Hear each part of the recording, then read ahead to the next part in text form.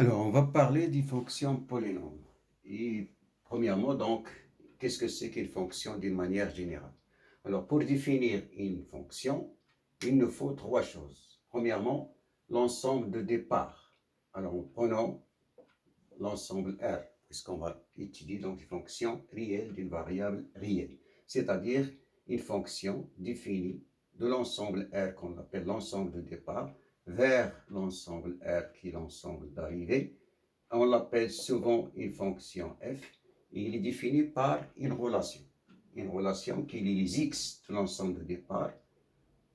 Son image serait donnée par une expression qu'on appelle f de x. Par exemple, cette fonction, c'est l'exemple d'une fonction qui est une fonction très simple. On va commencer par ce genre de fonction qu'on les appelle les fonctions polynômes. Donc ces fonctions polynômes sont donc de degré, par exemple celle-ci, c'est une fonction polynôme de degré 1. D'autres fonctions polynômes, comme celle-ci, par exemple, c'est une fonction polynôme de degré 2. Peut être une fonction polynôme de degré 3, contenant les x carrés et ne contenant pas peut-être les x. Ce n'est pas obligatoirement les x, c'est comme si vous avez 0 fois x. Maintenant, en général, donc, on va parler d'une fonction. Première chose à savoir, c'est comment chercher l'image d'un nombre réel qui appartient à l'ensemble de départ qui est R. Comment trouver son image? Comme vous le constatez ici, donc cette expression, chaque élément, pour trouver son image, il suffit de le remplacer par sa valeur. Par exemple, si je veux chercher l'image de 0, commençons toujours par ce fameux 0. 2 fois 0, c'est 0, plus 1 est égal à 1. Donc ça, c'est pour trouver l'image d'un réel. N'importe quel réel, que ce soit positif ou négatif, même avec la racine carrée. La racine carrée de 2, c'est un nombre qui est un nombre réel. Sa valeur approche, c'est à peu près 1,4. Son symbole, c'est la racine de 2. Son image, on remplace x par la racine de la racine de 2, et ça nous donnera 2 plus 1. Voilà, et ainsi de suite. Si c'est un nombre négatif, par exemple, comme moins 1, son image serait 2 fois moins 1 plus 1, qui est facile ici à calculer. D'abord, la multiplication, moins 2, et moins 2 plus 1, c'est moins 1, et ainsi de suite. Alors, ce qui nous intéresse ici, c'est d'abord, ça se rappelle comment chercher l'image, et ce qui nous intéresse, c'est le signe d'une fonction polynôme du premier degré. Donc, la leçon d'aujourd'hui consiste à parler d'une fonction polynôme qu'on écrit de la forme générale ax plus b. Qu'est-ce que ça signifie? Ça signifie tout simplement que c'est une fonction du premier degré, fonction polynôme de premier degré comme celle-ci. Alors, qu'est-ce qu'on nous demande? De chercher le signe de cette fonction polynôme. Alors, qu'est-ce que ça signifie le signe de la fonction? On va l'appeler la fonction p. Et on écrit l'écriture p de x égale 2x plus 1. Voilà. Alors, le signe, qu'est-ce que ça veut dire le signe et qu'est-ce qu'on nous demande de chercher? Chaque nombre possède une image. Cette image, c'est un réel, et ce réel, soit il soit positif, soit qu'il soit négatif. Alors, on nous demande quels sont les réels, tous les réels qui appartiennent à R, qui ont des images positives, et quels sont les réels qui ont des images négatives. Et quels sont les réels, ou le réel, si on a plusieurs, on ne sait jamais, pour lesquels l'équation est égale à 0. Alors, donc, comment faire? Alors, le titre de la leçon, c'est fonction polynôme, mais pas toutes les fonctions polynômes. On va s'intéresser uniquement au signe d'une fonction de la forme p de x égale ax plus b. A, bien sûr, c'est un réel non nul, car s'il est égal à 0, donc on obtiendra p de x est égal à un réel. Ce réel, soit qu'il est positif, donc dans ce cas, le signe il est connu, soit ce réel il est négatif, comme moins 7, et dans ce cas, le problème est résolu d'un seul coup, parce que c'est un cas particulier qui ne nous intéresse pas. Le cas qui nous intéresse, c'est lorsque A est différent de 0. Et le B, ça peut être égal à 0 ou non. Ce qui nous intéresse, c'est la variable, c'est le coefficient de la variable x. Alors, comment faire, par exemple, pour chercher le signe de la fonction polynôme du premier degré qui est égal à, l'exemple de tout à l'heure, 2x plus 1. Alors, puisqu'on nous demande de chercher le signe, ça veut dire, est-ce que 2x plus 1, est-ce qu'elle est positive ou est-ce qu'elle est négative? Et s'il est positif, quand est-ce qu'elle est positive et quand est-ce qu'elle est négative? Lorsqu'on dit quand est-ce qu'elle est positive, ça veut dire pour quel x elle est positive et ou autrement dit, quels sont les réels qui ont des images positives et quels sont les réels qui ont des images négatives. Alors donc, je commence par chercher 2x plus 1, quand est-ce qu'elle est positive? Je pose la question moi-même et je cherche. Alors, ce qui revient au même, donc, à chercher la résolution d'une inéquation du premier degré.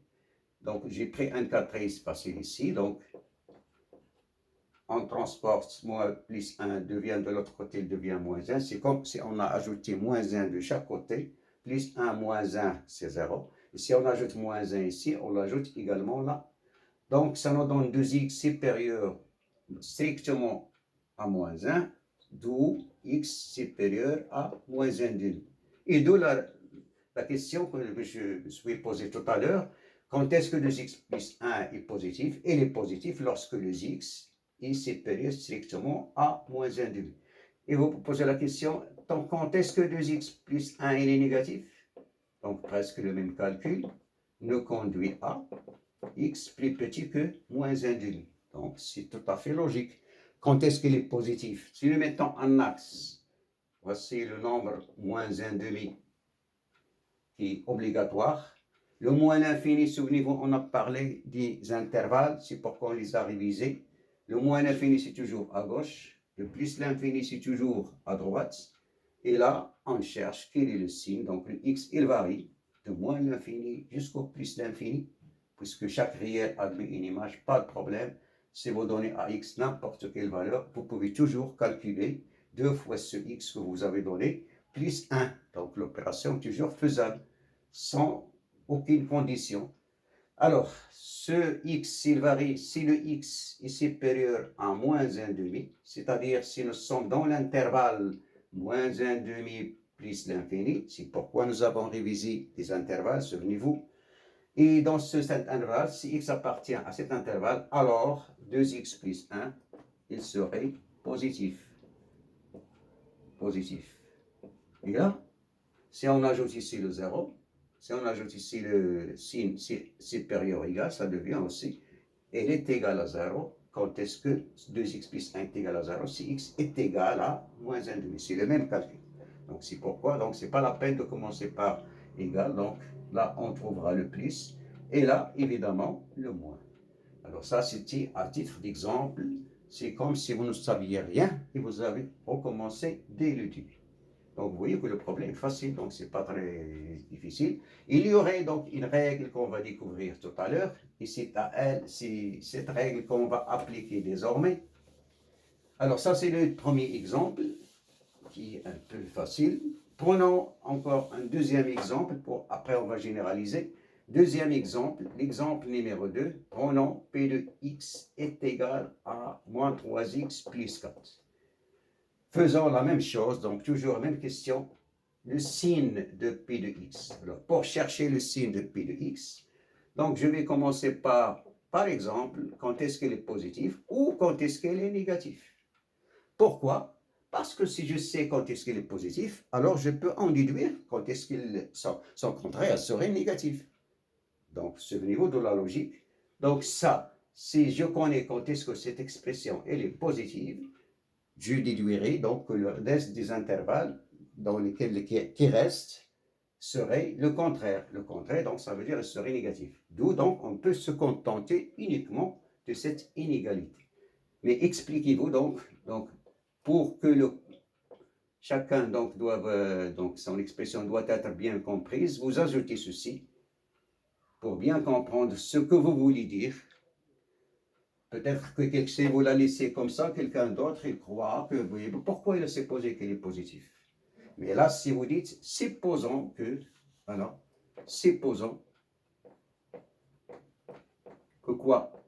Que moins 3x plus 4 est supérieur ou égal à 0, et on va chercher cette supposition, à quoi ça va nous emmener. Mais il faut faire très attention au calcul.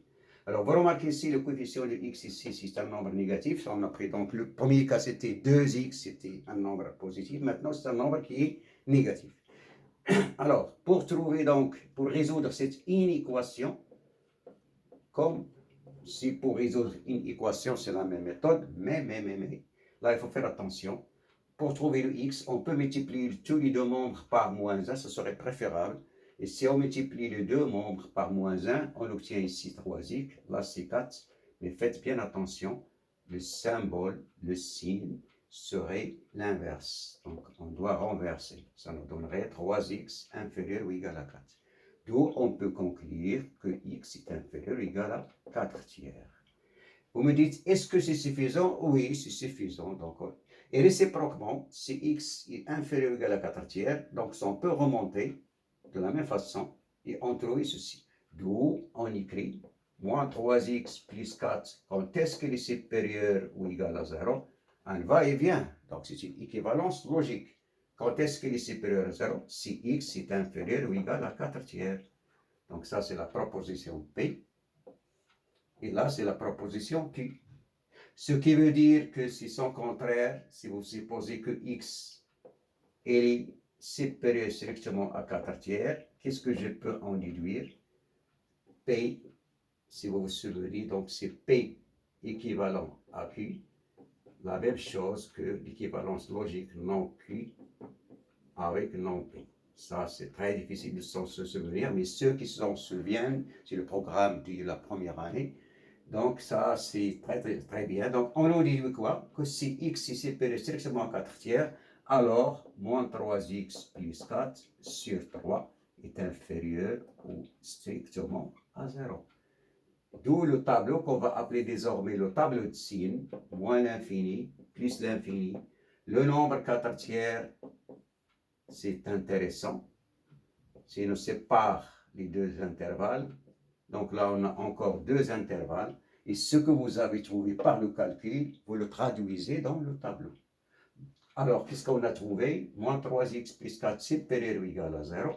Quand est-ce qu'il est supérieur ou égal à 0? Lorsque 4 est inférieur, lorsque x est inférieur ou égal à 4 tiers. Donc, c'est ici qu'il est positif. Et quand est-ce qu'il est négatif? Si x est supérieur à 4 tiers. Alors, c'est pourquoi, donc, ça, c'était le premier exemple pour montrer qu'il suffit de faire la première ou la deuxième. Alors, maintenant, qu'est-ce que vous constatez? Donc, dès le départ, ce nombre qui est multiplié par x, c'est lui, donc, il différencie les deux familles. Donc, la famille des fonctions polynômes de la forme toujours p de x est égal à ax plus b avec le a positif et la famille lorsque a est négatif. D'où la distinction de deux familles. Alors, si a est positif, qu'est-ce qui se passe? Si je refais la même démonstration, ax plus b supérieur à 0, supposons que ax plus b, quand est-ce qu'il est positif? Avec cette condition, cette fois-ci, vous avez donc deux conditions, la première et la deuxième. Donc, quand est-ce que ces deux conditions seront remplies? Lorsque A positif, alors on obtiendrait AX moins supérieur à moins B. Si on divise par A, et puisque le A est positif, l'inégalité ne change pas. Voilà le secret. Et si A est négatif, qu'est-ce qui se passe? Quand est-ce que AX plus B est supérieur ou égal à 0?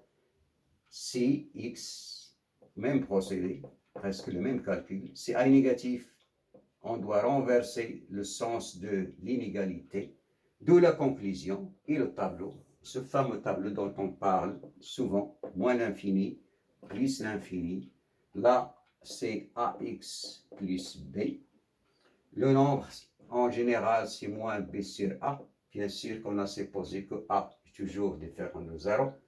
Sinon, ça donnera une fonction constante. Si sont une fonction constante, son signe est trivial, soit positif, soit négatif, sur R tout entier, et on applique la règle. Alors, qu'est-ce que vous remarquez? Lorsque A il est positif, c'est le cas ici, si je suppose que A est positif, qu'est-ce qui se passe? AX plus B est positif lorsque X est plus grand ou égal à moins B sur A. Donc là, ça serait le signe plus, puisque A est positif.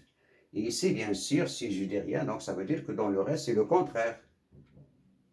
Comme si je... Et si A est plus petit que 0, que se passe-t-il? bien sûr, c'est le contraire. Donc là, on trouverait moins et là, plus. Alors, si on veut donc rassembler les deux résultats dans un même tableau, qu'est-ce qu'on dit en général?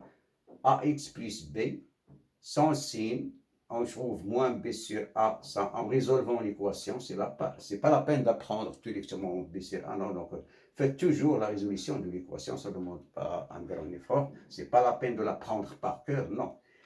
Et on applique la règle. À droite de ce nombre, même signe que A, et à gauche, signe contraire. Ça veut dire que si A est positif, à droite, le signe est positif. Si A est négatif, à droite, le signe est négatif. Et bien sûr, l'autre côté, c'est tout à fait le contraire du premier intervalle. Voilà donc pour cette leçon du signe d'une fonction polynôme. Et on passe maintenant à une méthode plus rapide pour trouver le signe. Il ne faut pas faire toute une histoire. Par exemple, si je veux trouver le signe de P de x est égal, restons avec des exemples très simples pour comprendre. L'essentiel, c'est de comprendre le phénomène.